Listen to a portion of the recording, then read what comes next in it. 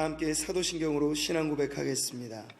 전능하사 천지를 만드신 하나님 아버지를 내가 믿사오며 그 외아들 우리 주 예수 그리스도를 믿사오니 이는 성령으로 잉태하사 동정녀 마리아에게 나시고 본디오 빌라도에게 고난을 받으사 십자가에 못 박혀 죽으시고 장사한 지 사흘 만에 죽은 자 가운데서 다시 살아나시며 하늘에 오르사 전능하신 하나님 우편에 앉아 계시다가 저리로서 산자와 죽은 자를 심판하러 오시리라. 성령을 믿사오며 거룩한 공예와 성도가 서로 교통하는 것과 죄를 사하여 주시는 것과 몸이 다시 사는 것과 영원히 사는 것을 믿사옵나이다. 아멘. 요한일서 2장 3절부터 6절까지 말씀입니다. 신약성경 387면에 있습니다. 제가 봉독하겠습니다.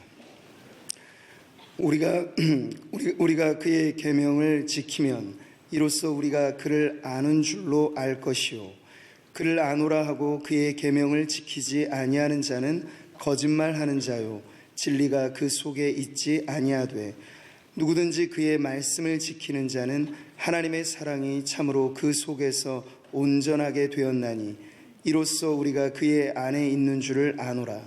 그의 안에 산다고 하는 자는 그가 행하시는 대로 자기도 행할지니라. 아멘.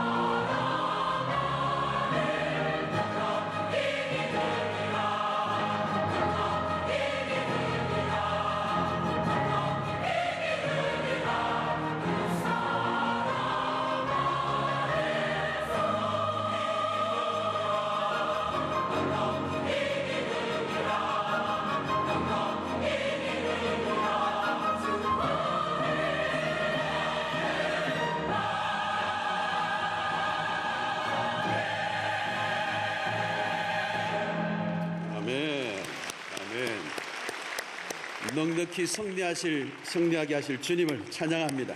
아멘. 감사합니다. 여러분, 우리 신앙의 기초가 중요합니다. 신앙의 뿌리가 있어야 되죠. 그러려고 하면 신앙의 핵심적인 요소를 붙들어야 됩니다.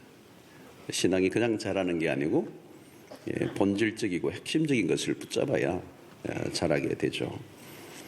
요한은 요한 1서를 시작하면서 1장 1절에 이렇게 말씀을 합니다. 태초부터 있는 생명의 말씀에 관하여는 우리가 들은 바요, 눈으로 본 바요, 자세히 보고 우리의 손으로 만진 바라. 아주 여러분 구체적이죠. 잘 보십시오. 생명의 말씀에 관하여는 우리가 들은 바라는 거예요. 눈으로도 봤다는 거예요. 그리고 자세히 보고 손으로 만진 바다. 자, 여러분, 여기에는 추상적인 게 없습니다. 애매모호하지 않아요? 봤잖아요. 들었잖아요. 자세히 보고 손으로 만졌잖아요. 얼마나 생생합니까? 영적인 경험이 이런 것입니다. 영적인 것이 이런 경험이어야 합니다. 아, 내가 봤어. 내가 들었어. 내가 자세히 봤고 내가 만졌어. 이러면 이 신앙이 관념화되고 추상적이어서는 안 돼요. 이렇게 이 사도 요한은 이런 생생한 경험을 얘기합니다. 눈, 코, 귀, 뭐 이렇게 손, 이게 다 감각기관이잖아요. 그러니까 우리의 신앙이라고 하는 것은 이론이나 지식이 아니라는 거예요. 경험해야 된다. 경험해야 된다. 자, 3절을 보니까 이런 말씀을 합니다. 우리가 그의 계명을 지키면 이로써 우리가 그를 아는 줄로 알 것이요. 그가 누구예요? 그리스도예요. 그의 계명을 지키면 이로써 우리가 그를 알고 그를 안다는 거죠. 자, 여기서 매우 중요한 단어가 하나 나오는데 동사예요. 안다는 겁니다. 안다. 안다. 계명을 지키면 그를 안다. 그리스도를 안다. 그렇게 표현해요. 이 안다는 단어가 굉장히 중요합니다. 특별히 요한이 이 단어를 잘 씁니다. 요한 복음으로 가서 17장 3절을 한번 가볼게요. 영생은 곧 유일하신 참 하나님과 그가 보내신 자 예수 그리스도를 뭐라고요? 아는 것이다. 영생이라는 것은 길게 오래 사는 걸 말하지 않고요. 하나님과 그가 보내신 자 그리스도를, 예수 그리스도를 아는 것이다는 거예요. 자, 이 안다는 표현이 매우 중요한데요. 자, 여기서 안다는 뭘까요? 지식적인 알미 아니라는 거예요. 머리로 아는 것을 말하지 않아요. 자, 이것을 가장 잘 소개한 것이 창세기 4장 1절입니다. 아담이 그의 아내 하와와 동침하매, 하와가 임신하여 가인을 낳고, 자, 여기 동침하매, 히브리어 야다라는 단어인데 동침하매, 이게 안다라는 동사와 같은 것입니다. 안다라고 할 때 이 동침하다가 바로 안다는 것, 안다. 그러니까 일반적으로 여러분 안다라고 하는 것은 우리 지식적인 것으로 얘기를 많이 하는데, 여기서 요한이 얘기할 때 안다는 체험적인 알을 말합니다. 체험을 통해서 알게 된 지식.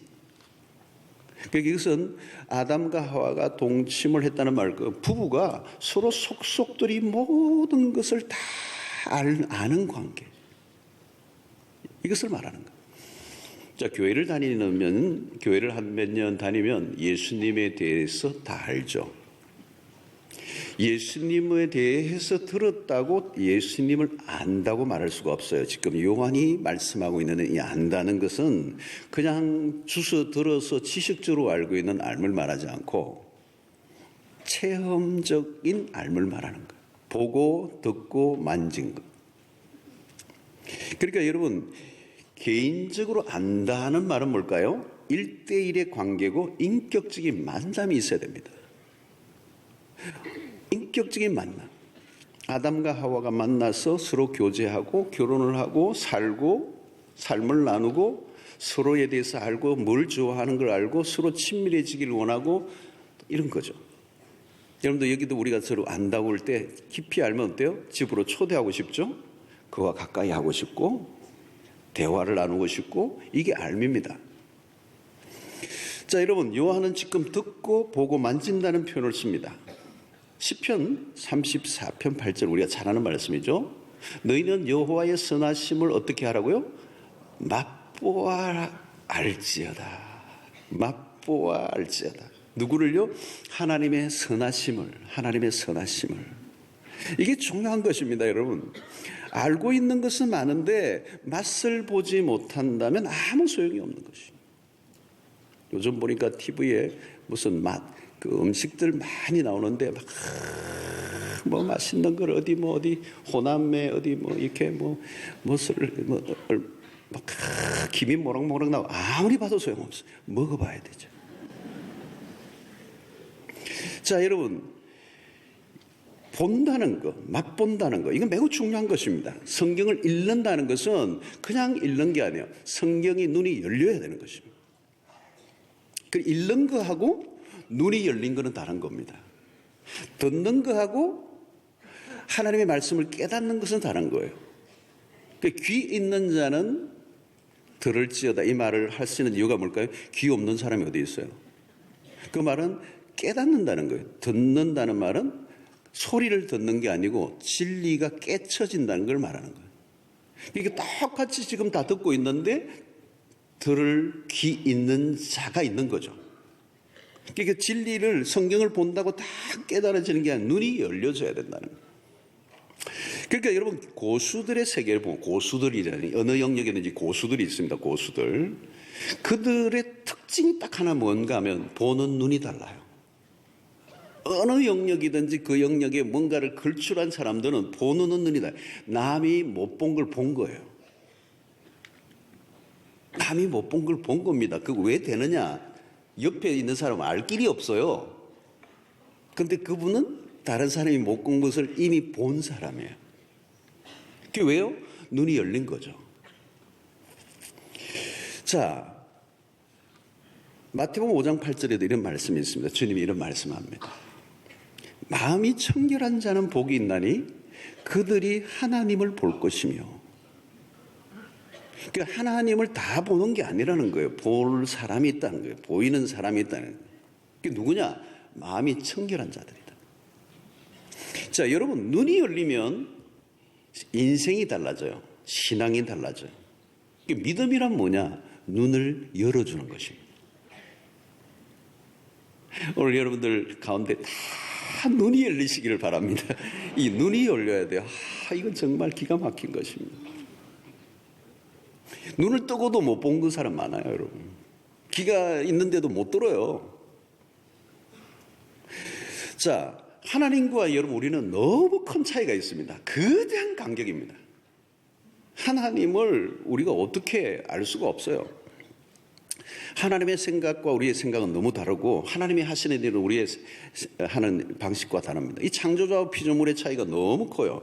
그러니까 하나님을 아무나 알 수 있는 게 아닙니다. 어떻게 알 수가 있겠습니까? 여러분, 모르지. 그래서 하나님을 알아간다는 것은 인간의 지식만으로는 불가능해요. 왜? 우리가 인간의 지식으로 이해되는 하나님이란 하나님이 아니죠. 이해가 안 됩니다.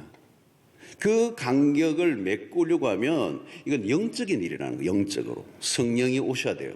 성령이 우리에게 은혜를 주셔야 됩니다. 그래서 하나님을 알아가는 그 경험을 하게 될 때 우리의 신앙에 자라가게 되고 우리의 삶에 변화가 오게 되고 지혜도 어디에서 옵니까? 하나님을 알 때 오는 것입니다. 존 칼빈이 기독교 강요 서문에서 매우 중요한 두 가지, 진정한 지혜는 두 부분이라고 얘기해요. 첫 번째는 하나님을 아는 지식. 그게 지혜예요. 두 번째는 나를 아는 지식. 우리 자신을 아는 지식. 그러니까 여기서 먼저 선행되는 것은 하나님이 누구이신지를 알아야 그 다음에 내가 누구인지를 알게 된다는 거예요. 여러분, 세상에서 자아 발견 요즘 얘기 많이 해요. 자아 정체성을 발견한다, 뭐 인문학 여러 가지 얘기하는데 아무리 자기가 자아를 발견하려고 애를 쓰고 들여다봐도 몰라요. 하나님을 발견하고 하나님을 알면 내가 보여요. 그러니까 여러분, 하나님을 안다는 것은 우리의 신앙의 가장 큰 주제입니다. 그래서 오늘 이 연초에 우리 큰 주제를 좀 붙잡자는 의미에서 이런 말씀을 드리는데요. 자, 하나님을 아는 것이 얼마나 중요한가. 바울이 빌립보서 3장에서 이런 말씀을 합니다.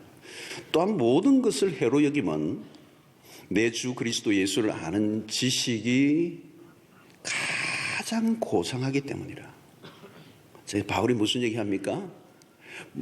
내가 모든 걸 다 해로 이긴다는 거예요. 자기가 그동안 추구해왔던, 자랑했던, 그냥 노력했던 모든 걸 해로 여기는 이유는 내 주 예수를 아는 지식이 가장 고상하기 때문이다. 내가 그를 위하여 모든 것을 잃어버리고 배설물로 여기면 그리스도를 얻기 때문이다. 자, 여러분, 바울은 이렇게 얘기하는 거예요. 모든 걸 내가 다 잃어버려도 한 가지만은 내가 놓치지 않겠다. 포기하지 않겠다. 붙들고 있겠다. 그게 뭐예요? 그리스도를 아는 지식.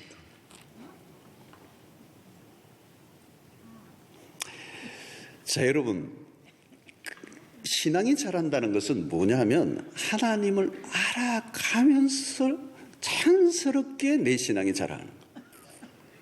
내가 막 믿음이 좋아져야지가 되는 게 아니고요. 하나님이 누구인지에 대해서 점점 눈이 떠져지면 저절로 믿음이 자라게 됩니다. 아는 만큼, 하나님을 아는 만큼 성숙해지고 하나님을 아는 만큼 헌신하게 되고 그런 거예요. 우리 자녀들도 부모를 아는 만큼 성숙해져요. 부모를 아는 만큼 그 아이가 자라가는 거예요. 부모를 모르면 아직도 철 안 들은 거예요. 그러니까 하나님을 모르면 내가 누구인지를 알 수가 없어요. 하나님이 누구인지 모르는데 내 신앙이 자랄 수가 없어요. 하나님이 누구인지 모르는데 내가 봉사를 제대로 못해요. 우리의 믿음이 세워질 수가 없어요. 하나님을 바로 알아야 믿음이 생기고 우리의 신앙이 성숙하는 것입니다. 어떤 사람들은 무조건 믿으라 카이 그러는데 그러면 안 돼요. 무조건 믿으면 안 돼요. 무조건 믿는 것은 뭐냐? 맹신이라고 그러죠. 희미하게 믿는 것은 미신이라고 그러고. 헷갈려. 여러분, 신앙의 길에서 하나님을 아는 경험이 너무 중요해요. 하나님이 누구이신지 모르는데 그분이 봉사를 온전히 할 수가 있겠습니까? 하나님을 바로 알면 내 안에 변화가 일어나게 되고, 변화가 일어나면 내가 어떻게 살아야 될지 저절로 알아요. 저절로 깨쳐요. 그냥 길이 확 보이는 거예요. 하나님이 길이요. 저는 교회에만 와가지고 처음부터 너무 봉사하지 말라고 그래요. 은혜 받고 하나님 누구인지 알면 그 다음에는 하나님의 방식으로, 하나님의 성품으로 하나님이 나를 이끌고 가시는 거거든요. 신이 나죠. 그러면 재밌죠. 자, 어떻게 하면 좋은 신자가 될 것인가 너무 고민 안 하셔도 돼요. 어떻게 하면 좋은 예배를 드릴까 고민 안 하셔도 돼요. 하나님이 누구이신지를 알면 돼요. 그러니까 가장 중요한 주제는 하나님이 누구이신지. 하나님이 누구이신지 모르는데 예배자가 될 수가 있겠습니까? 예배를 누가 드려요, 여러분? 하나님이 누구이신지를 알아야 예배를 드리는 거예요. 예배 자리에 앉아있다고 하나님을 예배 드리는 게 아니에요, 여러분. 여기 다 예배자가 아니에요, 여러분. 어떤 사람은 예배자가 아닐 수도 있어요. 하나님을 아는 만큼 그분을 경외하고 하나님을 아는 만큼 우리 안에 진정한 고백이 나오고 진정한 예배가 되는 거죠. 여러분, 하나님을 안다는 것은 굉장한 겁니다. 하나님께서 어느 날 광야에 모세가 이 양을 치고 가는 어느 날 하나님이 찾아오시죠. 그러면서 타는 가시떨기 속에서 이 가시나무가 사그러들지 않고 불이 계속 임하는데 모세가 하도 이상해서 그 가까이 가보니까 거기서 하나님 부르시는 거, 모세야, 내가 이제 너의 백성들 고통을 소리를 듣지 못하는 이제 너의 백성을 건져내야 될 때가 내가 가라는 거예요. 바로 왕 앞에 가라.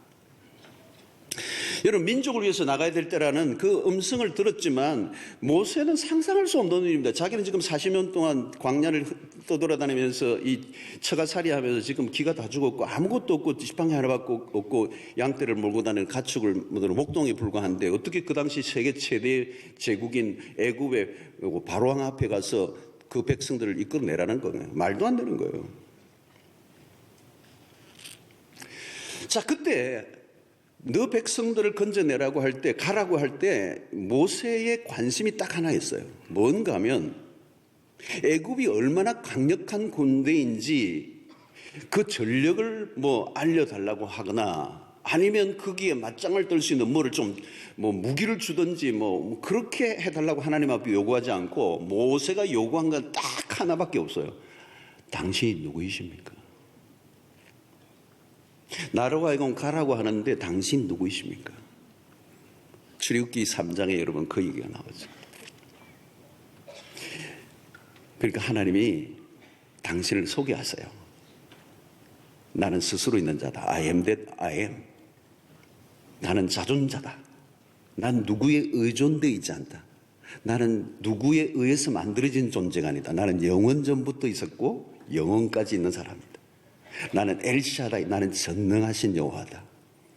하나님 당신을 다 하나님한테 이름 물은 사람 한 사람도 없는데 딱 한 사람 물은 거예요. 지금. 모세가 물은 거예요. 하나님 당신을 소개한 거예요. 여러분, 모세가 그 이야기를 듣고 결국은 갑니다. 애굽의 바로 왕이라고 하는 거대한 그 당시의 권력자 앞에, 군사력을 갖고 있는 그 군자 앞에 나가서 지팡이 하나만 들고 가서 나갑니다. 내 백성을 건지기 위해서. 나가게 한 힘이 어디 있어요? 딱 하나밖에 없어요. 하나님이 누구이신 줄 알았다는 거예요. 그 다음에는 아무것도 필요 없어요. 아무것도 필요 없어요. 딱 하나, 하나님이 누구이신지를 알면 끝나는 겁니다. 할렐루야. 여기에 모든 게 다 들어있어요. 모든 게 다 들어있어요. 그러니까 우리의 신앙의 모든 이 쏟아부어야 될 과제는 뭐냐면, 오늘의 나의 문제가 뭐냐, 오늘 내 삶의 뭐 어려움, 그런 게 문제가 아니에요. 하나님이 누구이신잖아요. 자, 여러분, 오늘 우리가 또 잘 아는 다윗과 골리앗 스토리도 마찬가지입니다. 우리가 다윗과 골리앗 얘기를 들으니까 너무 많이 들어가지고 사실은 뭐 식상하고, 거기에서 뭐 그냥 당연하게 그 얘기를 듣죠. 막 어린 소년이 그냥 믿음으로 나가서 불맷돌로 골리앗을 넘어뜨렸다.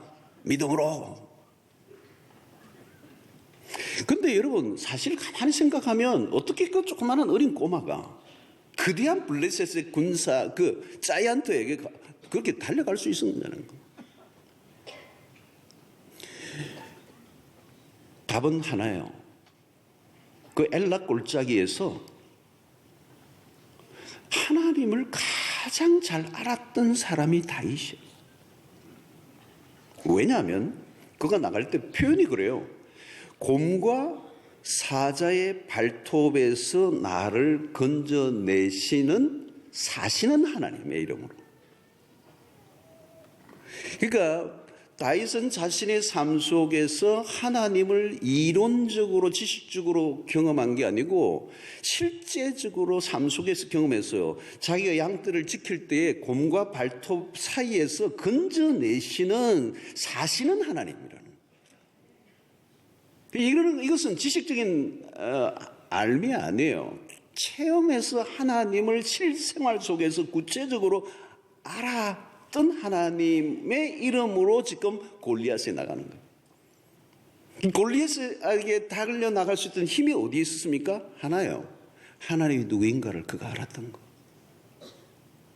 여러분, 이건 엄청난 힘인 것입니다. 책상 위에서 머리로 배운 이론적인 하나님, 그건 힘이 없어요. 현장에서 구체적으로 경험한 하나님. 오늘날 우리가 세상에 대해서 수없는 정보들, 이치에 대해서 관심도 많고 지식이 폭주하는 시대를 오늘 살고 있습니다. 인터넷 검색만 하면 뭐 없는 게 없어요. 요즘은 뭐 자꾸 제 아내가 뭐 물으면 네이버. 그 네이버에 치면 다 나오는데 왜 나한테 묻는지 모르겠어요. 다 있어요. 진짜 다 있어요. 예. 여러분, 세상적인 지식과 정보는 많아지고 밝아지지만 두려움은 더 많아지고 근심은 더 많아졌어요. 그리고 과연 그 알고 있는 지식이 내 삶을 보장해 주느냐는 거예요. 내가 알고 있는 그 지식에 내 생명을 걸 수 있느냐는 거예요. 문제는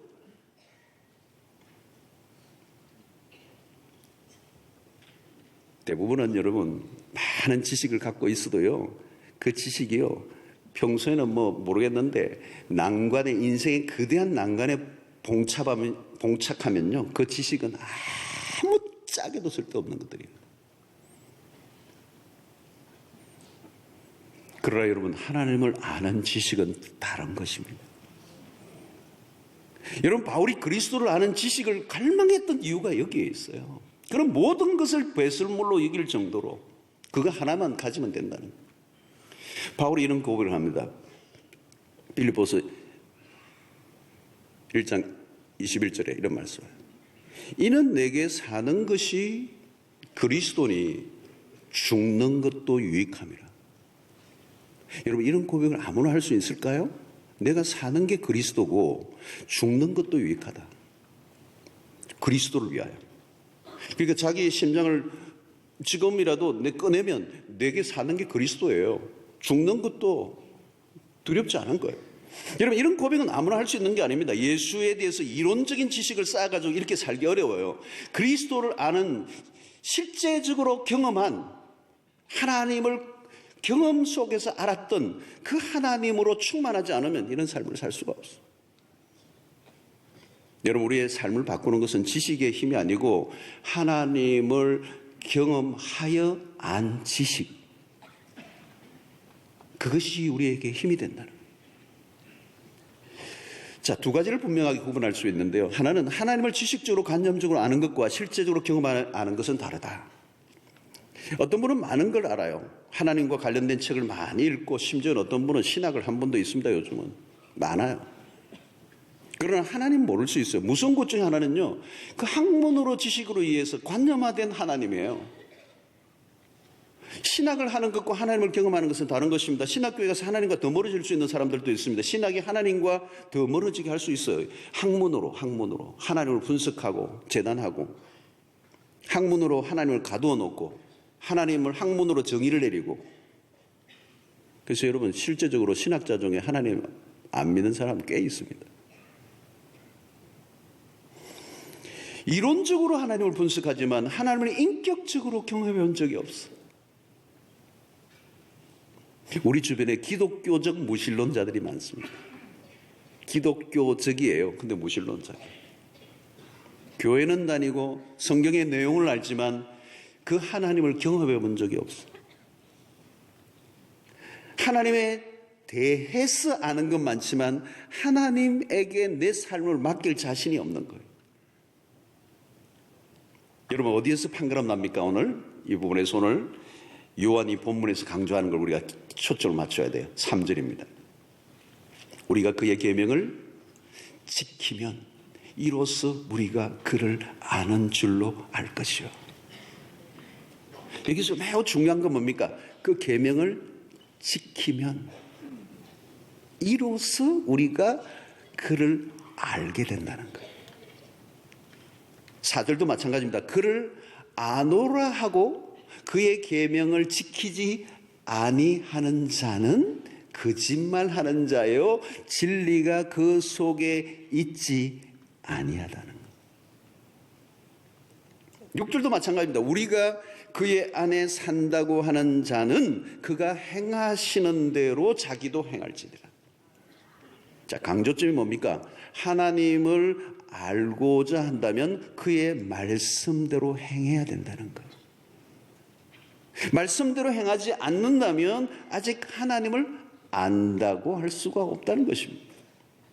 자, 신앙의 눈은 언제 열리느냐? 하나님의 말씀대로 행할 때.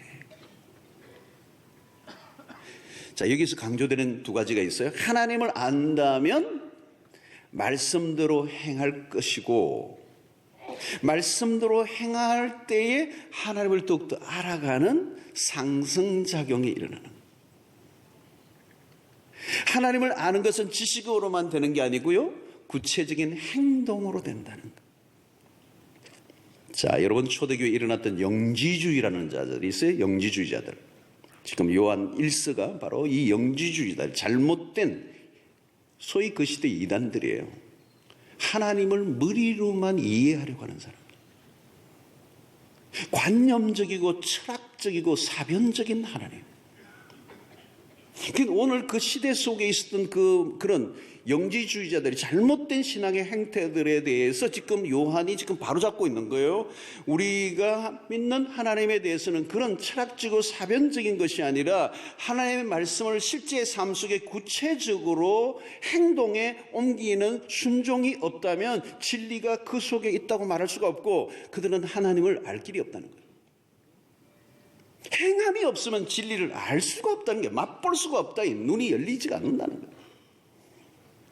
그래서 특별히 요한은 안다는 단어를 요한복음에서 사용하고 있는 거예요. 안다는 단어를 쓸 때는 당연히 머리로 하는 것이 아니라는 거예요. 우리가 알긴 아는데 얼마나 쓸데없는 것들을 많이 알고 있을 때가 있습니까? 여러분, 성경에서 안다는 것은 그런 게 아니에요. 하나님은 당신 자신을 계시하시는 분이십니다. 만약 하나님이 당신 자신을 우리에게 계시라는 말은 자신을 드러내심을 말합니다. 드러내심. 하나님이 자기를 드러내어주지 않으시면 우리는 하나님을 알 길이 없어요. 감사한 것은 하나님이 당신이 자기를 계시하셨어요. 드러내셨어요. 감추지 않으셨단 말이에요. 오늘 성경이 뭡니까? 하나님의 계시의 말씀이에요. 하나님이 당신을 소개하신 거예요. 이 책에. 이 하나님은, 이 성경은 하나님에 대한 책이에요. 인간에 대한 책이 아니고 하나님이 누구이신지를 알려주고자 하는 책이에요. 그래서 성경을 읽을 때 우리의 관심은 언제나 하나님이 누구이신지에 대해서 알고 싶은 마음으로 이 성경을 읽어야 되고, 쓸데없이 다른 것들을 지식을 얻기 위해서 이 성경을 읽으면 안 된다. 성경이 선 의도가, 성경을 하나님이 기록하셨던 이유가 하나님 당신이 누구인지를 알려주시기 위해서, 예수 그리스도가 성령이 누구이신지 알려주시기 위해서 이 성경을 기록했다. 그리고 그 성경을 통하여 하나님 당신을 계시하셨는데, 이 성경을 통하여 당신을 드러내셨지만 이 인간의 언어로 기록되어 있기 때문에 그 안에서만 하나님이 우리를 알 수 있는 것이고, 그 이상은 우리가 알 길이 없는 거예요. 자, 사탄은 어떤 존재입니까? 자기의 존재를 숨겨요. 감춰요. 어두운 곳에서 활동하고 빛을 싫어합니다. 그래서 요한은 오늘 1장 5절에 이렇게 얘기해요. 하나님은 빛이시니라. 하나님은 빛이시세요. 빛은 감출 수가 없어요. 빛은 드러나는 것입니다. 자신을 드러내시는 분입니다. 그런데 어떻게 자신을 드러내신다고요? 말씀을 통하여 자신을 드러내신다. 그래서 우리는 말씀을 듣고 말씀을 읽고 연구하고 묵상하는 가운데 하나님을 알 수가 있습니다. 그래서 우리는 하나님의 말씀을 통하여 어떤 분인지, 하나님이 어떤 분인지, 그분의 성품이 어떤 분인지를 날마다 경험할 수 있는. 그런데 여기서 매우 중요한 것은 뭐냐면, 우리가 듣고 배우는 것을 묵상하러만 하는 것으로는 끝나면 안 되는 거예요.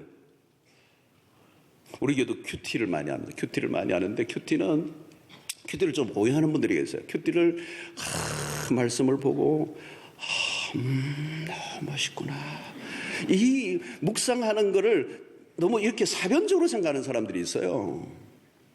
그래가지고 오늘 참 말씀 좋았어, 땡큐, 고맙습니다, 그걸로 큐티를 생각하면 안 돼요. 여러분, 큐티는 말씀을 묵상하고 깨친 그 말씀을 자신의 삶 속에 구체적으로 적용하고 순종하는 단계까지 가야 큐티예요.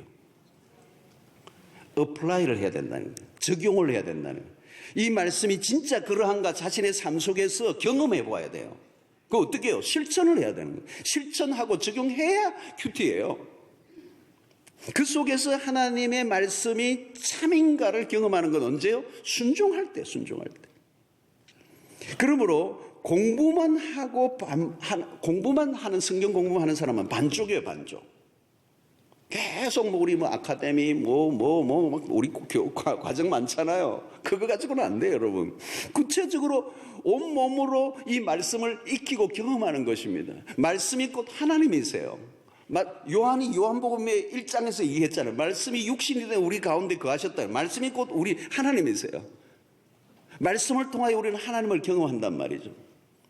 그래서 여러분, 오늘 우리가 어떤 지식으로만 하는 것이 아니라, 우리의 머리로만 담고 있는 것이 아니라, 그 말씀을 내 머리와 몸, 발끝까지 다 온몸이 경험하는 것입니다. 그래서 예수님이 마지막 성만찬 때 하신 말씀이 받아 먹으라 내 몸이니라. 여러분, 이건 굉장히 중요한 메시지예요. 받아 먹으라 내 몸이라는 거예요. 받아 먹어야죠. 그래서 요한계시록 두루마리를 먹으라는 거예요. 먹으라는 표현을 씁니다. 이 먹는 건 뭡니까? 먹는다는 말, 행위는 그냥 무슨 환 같은 알약을 하나 넣고 꽉꽉 삼켜버리는 게 먹는 게 아니에요. 먹는 것은 자간자간 씹어야 되는 거예요. 자간자간 씹어서 완전히 맛을 보는 거잖아. 맛을 보고 그것이 내 안에 들어가면 그 안에서 소화가 되고 거기에서 모든 것들이 다시 그렇게 혈액이 되어서 내 온몸에 영양분을 공급하는, 그래서 나중에 완전 분해돼서 그것이 나와 하나가 되어버리는 거. 말씀이 그런 겁니다, 여러분. 성경을 읽었는데 그냥 머리로만 여기 남아있는 거는 그냥 덩어리로만 남아있는 아무것도 아니에요, 여러분. 지식의 덩어리로만 있는 건 아무것도 아니에요. 성경 많이 지식 안다고 그게 내 삶을 바꾸는 게 아니에요. 그 말씀을 먹고 소화해내야 된다. 그 뭐예요? 내 온 삶 속에 적용하고 그 말씀대로 살아가는 실천이 필요하다는 거예요. 자, 그런데 여러분, 우리가 성경을 읽다 보면 온전히 이해되지 않는 어려운 말씀들이 수없이 많아요. 받아들이기 힘든 말씀들이 많습니다. 그래서 하나님은 우리에게 말씀하실 때 명령을 하시죠. 여러분, 욥은 신앙이 좋았던 사람입니다. 그러나 시련을 통하여 하나님에 대해서 혼란에 빠지죠. 고통 가운데서 그가 깊이 하나님을 만납니다. 그래서 욥기 마지막 부분에 가보면 그렇게 신앙이 좋았던 사람이었지만 그의 신앙에 새로운 변화가 와요. 그러면서 그의 고백이 이겁니다. 42장 5절에 내가 주께 대하여 귀로 듣기만 하였사오나. 여러분, 옛날에도 믿음이 좋았어요. 이 정도도 괜찮은 거예요. 귀로만 듣기만 했다는 거예요. 아, 은혜에 대해서 오늘 정말 말씀이 좋았어. 그 정도로 끝나지 않아요. 근데 시련의 도가니 속에 통과하면서 비로소 온몸으로 말씀을 경험하고 하나님을 만납니다. 그래서 어때요? 이제는 눈으로 주를 배웁나이다. 눈으로. 여러분, 온몸으로 더 깊이 삶 속에서 하나님을 경험한 것입니다. 여러분, 베드로도 실패를 통하여 하나님을 경험하죠. 어부였던 베드로가 주님을 처음 만났을 때 밤새도록 고기를 한 마리도 잡지 못하고 집으로 돌아가려고 할 때 예수님이 찾아와서 깊은 데로 가서 그물을 내려 고기를 잡으라 할 때 이 어부로서 몸에 물고기를 잡는데 선수가 되어 있는 이 경험 많은 베드로에게 목수가 갑자기 지금 고기 잡히는 시간도 아닌데 뜬금없이 깊은 데로 가서 그물을 내리라고 그러니까 얼마나 황당하겠어. 그러나 그 주님의 말씀대로 그대로 행동하죠. 행동해요. 안 맞는 말인데 행동에 옮기는 거예요.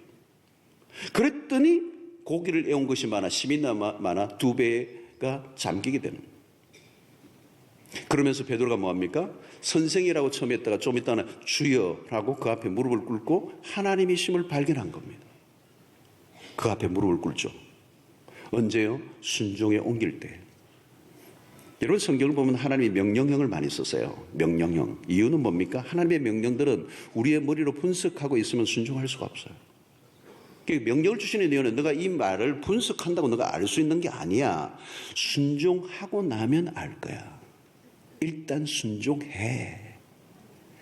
그게 명령형입니다. 나는 창조자야, 너는 피조물이야. 간격이 너무 커. 내가 아무리 설명해도 몰라. 여러분, 창세기 22장에 모리아의 제단에 100세에 낳은 그 아들을 바치랄 때 설명을 없어요. 그냥 명령에 순종하는 거예요. 순종했더니 역사가 일어났죠.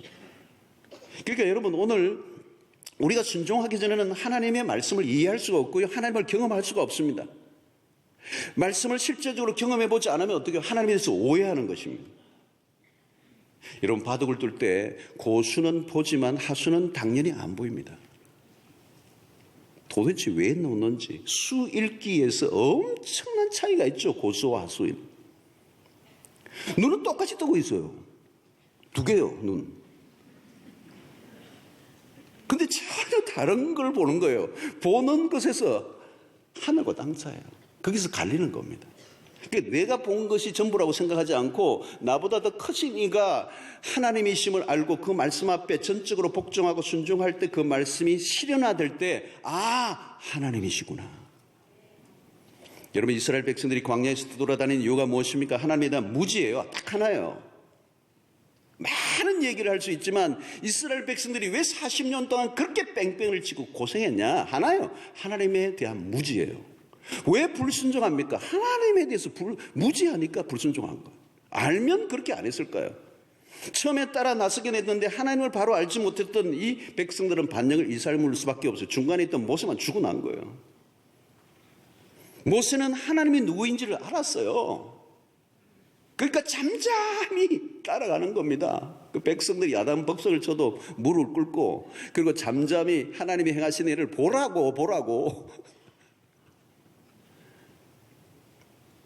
이 안 본 사람들이 때를 쓰면 참 갈 길이 없어요. 서울 안 가본 사람이 이긴다고. 여러분, 말씀에 순종하려고 할 때 이건 쉬운 게 아닙니다. 하나님을 경험하는 아주 중요한 그 지점이잖아요.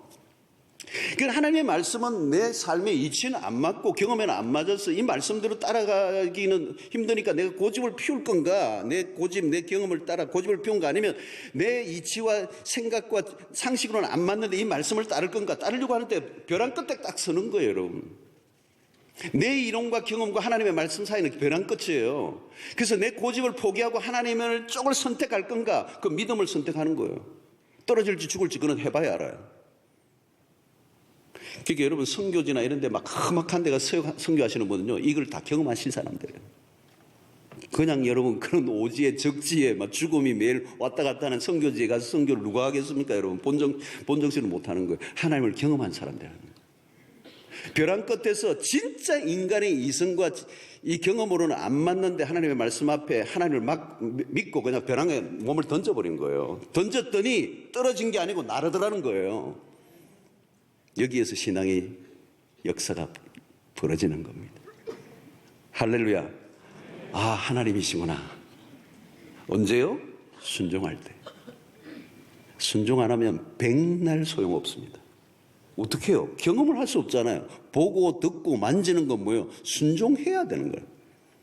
그러니까 여러분, 요한이 계명을 지켜야 한다는 것은 어떤 특정한 조항을 말하는 게 아닙니다. 우리의 삶 전체에 초점을 맞추라는 겁니다.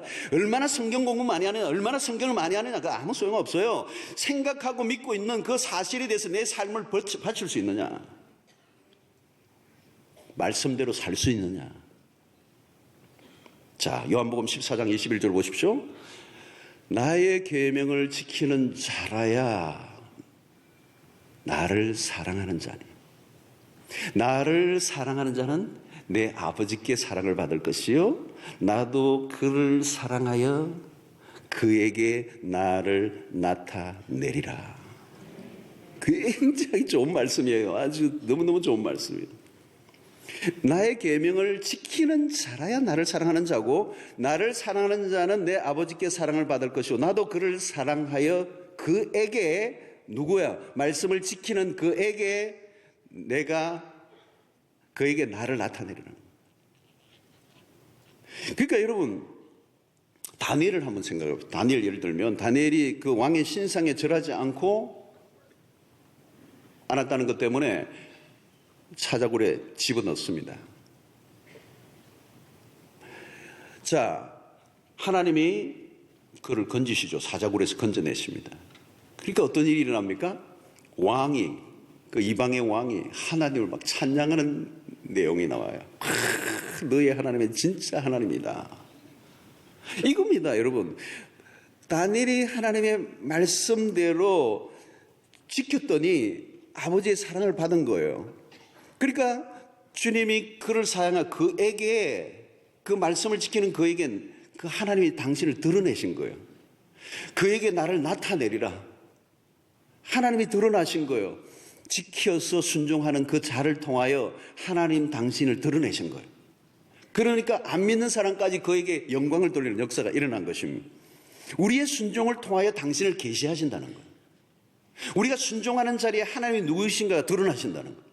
하나님의 하나님 되심을 나타내신다는 거예요.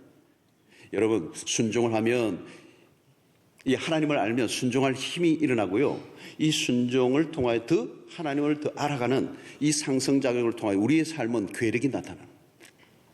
여러분, 모르는데, 하나님을 모르면 우리가 의지할 수가 없어요. 맡길 수가 없습니다. 불순종이란 하나님에 대한 무지 때문에 일어난 것입니다. 자, 신앙의 결론적인 것은 무엇입니까? 우리가 늘 자주 하는 질문입니다. 두 가지예요. 올 한 해도 하나님에 대해서 아는가? 하나님 그분을 아는 것인가? 여기서 우리의 신앙은 첨예하게 갈립니다. 하나님에 관련된 책을 1000권을 읽고 박사 논문을 몇 개 써도 하나님을 인격적으로 알지 못하면 아무 소용없는 것. 신자가 가지고 있는 최고의 영광은 무엇입니까? 신자와 불신자의 확연한 차이는 무엇입니까? 다른 것이 아니에요. 최고의 힘은 우리가 하나님을 아는 것입니다. 이것보다 더 강력한 게 없어요. 우리의 삶의 힘의 근거, 이 세상에 어떤 어려움이 와도 기죽지 않게 살게 만드는 힘, 그것은 그냥 교회만 다녀서 나오는 건 아니에요. 하나님을 아는 만큼 능력이 그 안에서 흘러나오는 거예요. 여러분, 구원을 누리는 삶은 하나님을 알아가는 삶이에요. 더 깊이 알면 끝도 없는, 설명할 수 없는 무궁한 그 하나님을 알아가면 알아갈수록 그 안에 위로가 있고, 그 안에 평안이 있고, 그 안에 소망이 있고, 그 안에 모든 환난을 이겨내는 능력이 나오고, 어떤 어려움이 와도 그 말씀을 따라 순종할 수 있는 용기가 거기서 나오는 거예요. 한 해 동안 여러분 목표를 세워보시길 바랍니다. 하나님을 더 깊이 알기를 원합니다. 하나님의 선하심을 맛보아 아는 은혜, 눈으로 보고 귀로 듣고 손으로 만지는 은혜, 이 신앙의 생생함. 여러분, 신앙생활이 밋밋하고 무미건조하고 막 그냥 맹탕이고 재미도 없고 그냥 그러면 여러분, 딴 데 이유가 있는 게 아니에요. 지금 여기에요. 하나님을 더 알아가는 경험이 없으면 그 순간 신앙은 정죄예요. 아무리 세상적인 경험은요, 빤해요. 교회에서 뭐 봉사하고 뭐 해도 빤해요. 처음에는 좀 신났다가 나중에는 다 시큰둥하게 돼 있어요. 그러나 여러분, 끊임없이 흥분하고 끊임없이 기대감이 있고 끊임없이 뭔가 우리의 삶에 환해졌게 만드는 것은 그분을 알아가는 것입니다. 그분은, 하나님을 아는 지식은 어마어마한 바다예요. 아무리 헤엄쳐도 끝에 닿지가 않아요. 그 풍성한 하나님을 알아가면 알아갈수록 경이로워지고 우리의 예배는 더 깊어지게 될 것이며 우리의 삶을 전적으로 맡겨도 좋을 뿐임을 신뢰하게 될 것이고 우리의 어떤 헌신도 가능하게 만드는 힘이 거기에 나올 것이고 여러분, 그 안에서 우리에게 참된 자유가 오는 거예요. 그래서 요한은 뭐라고 말합니까? 진리를 알지니. 이것은 지식적인 알미 아니에요. 결코 체험적인 알을 통하여 그 진리를 알지니 그 진리가 너희를 자유롭게 하리라. 말씀을 따라 살다 보면, 순종하다 보면 하나님이 누구이신지를 알게 될 것이고, 하나님이 누구이신지 알면 알수록 더 순종하고 싶을 것이고, 순종하면 할수록 더 하나님을 더 알아가는 이 놀라운 큰 역사가 여러분들에게 일어난다면 분명히 이 올 한 해 넉넉히 승리하는 삶을 살게 될 줄로 믿습니다. 오늘 본문 말씀을 꼭 기억하시기 바랍니다. 3절입니다. 우리가 그의 계명을 지키면 이로써 우리가 그를 아는 줄로 알 것이요. 여러분, 하나님은 추상적인 하나님 아닙니다. 철학적인 하나님 아닙니다. 애매모호한 하나님 아닙니다. 머리로만 그냥 관념적으로 알고 있는 그런 하나님 아니에요, 여러분. 말씀도 마찬가지입니다. 이 무슨 철학이 아닙니다, 여러분. 이 말씀은 곧 하나님이요, 하나님의 인격입니다. 하나님의 말씀에 순종하다 보면 그 안에 하나님의 인격을 만납니다. 하나님이 얼마나 놀라우신 분이고 얼마나 사랑이 많으시고 얼마나 신실하신 분인가를 만나게 됩니다. 그 말씀을 순종하는 자들이 그 하나님을 만나면서 하나님의 그 호흡을 우리가 느낄 수가 있어요. 그 안에 하나님의 생명을 느낄 수가 있어요. 여러분, 진짜 신앙은 달라요. 하나님을 더 알기를 원해요. 그래서 더 순종하기를 원합니다. 그리고 그 순종을 통하여 주시는 가장 축복은 여러분 세상적인 어떤 축복이 아닙니다. 순종을 통하여 주시는 가장 큰 축복은 하나님이 누구인가를 더 알게 되는 거예요. 그러면 여러분 무적의 인생이 됩니다. 바로 앞에 달려나갔던 모세처럼 어떤 것에서도 눌리지 않고 하나님을 아는 지식으로 이 세상을 향하여 담대히 나아가는 용사처럼 사는 은혜가 있게 될 줄로 믿습니다. 하나님을 더 알아가는 이 한 해 되시기를 바라고 그 하나님의 아는 지식으로 위력적인 인생을 살아가고 주님을 위해서 아름답게 살아 하나님이 우리의 삶을 통하여 계시되고 드러내는, 그래서 모든 천하 만민이 우리의 삶을 통하여 하나님의 하나님 되심을 인정하고 무릎 꿇고 예배하는 역사가 일어나게 되기를 주의 이름으로 축원합니다. 하나님 아버지 감사합니다. 오늘도 우리에게 주신 말씀을 붙잡고 한 해 동안 주님 더 알기를 갈망하고 우리가 알고 있는 그 하나님을 위해서 우리의 삶을 바치고도 남는 역사가 일어나도록 은혜를 더하여 주시옵소서. 예수님의 이름으로 기도하옵나이다. 아멘. 이제는 우리 주 예수 그리스도의 놀라우신 은혜와 하나님의 크신 사랑과 성령의 교통하심이 이제 말씀을 구체적으로 순종함으로 하나님을 알아가는, 참으로 하나님을 깊이 체험함으로 우리의 삶 속에 승리의 삶을 살기로 결단하고 돌아가는 주의 백성들 머리 위에 지금부터 영원토록 함께 있을지어다. 아멘.